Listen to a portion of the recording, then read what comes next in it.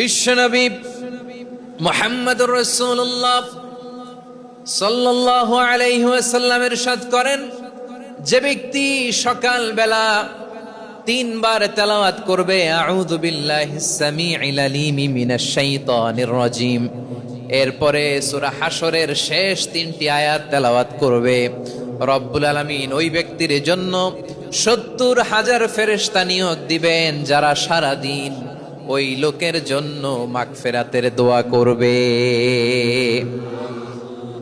শুধু এখানেই শেষ নয়, বিশ্বনবী ফরমান ওয়া ইন মাতা ফি যালিকাল ইয়াউমি মাতা শাহীদান, ওই দিন যদি ওই ব্যক্তিটা ইন্তেকাল করে সে শহীদ হয়ে কিয়ামতের দিন আল্লাহর সামনে দাঁড়াবে।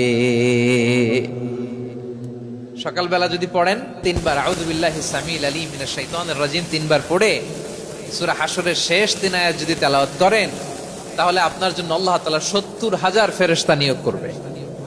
সারা দিন তারা আপনার জন্য মাগফিরাতের দোয়া করবে, আর ওই দিন ইন্তেকাল করলে আল্লাহ তাআলা শহীদ হিসেবে আপনাকে কিয়ামতের দিন দাঁড় করাবে।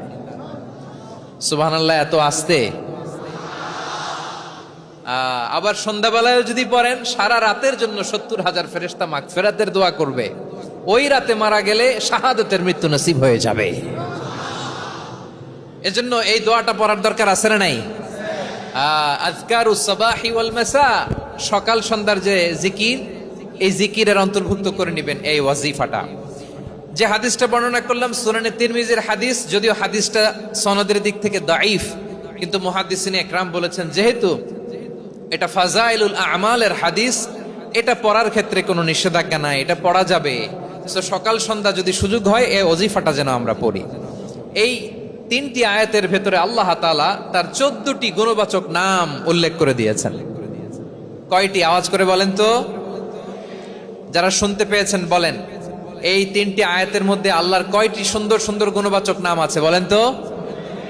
কয়টি? সবাই বলেন কয়টি?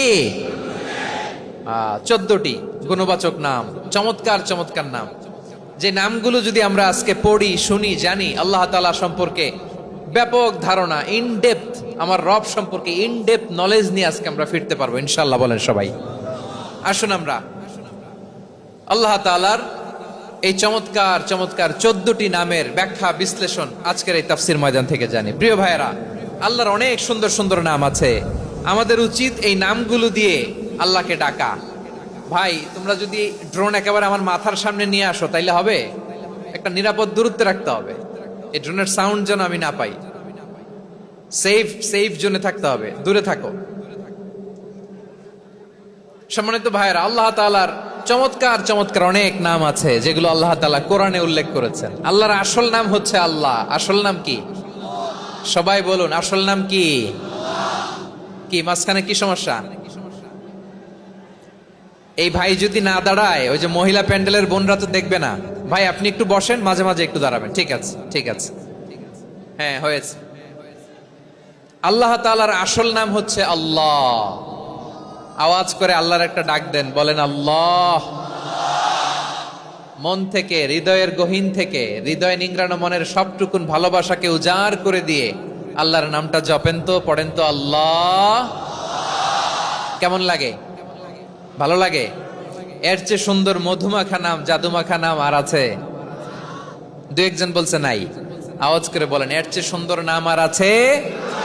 আল্লাহু নাম যতই জপি ততই মধুর লাগে, নামে এত জাদু থাকে কে জানি তো আগে।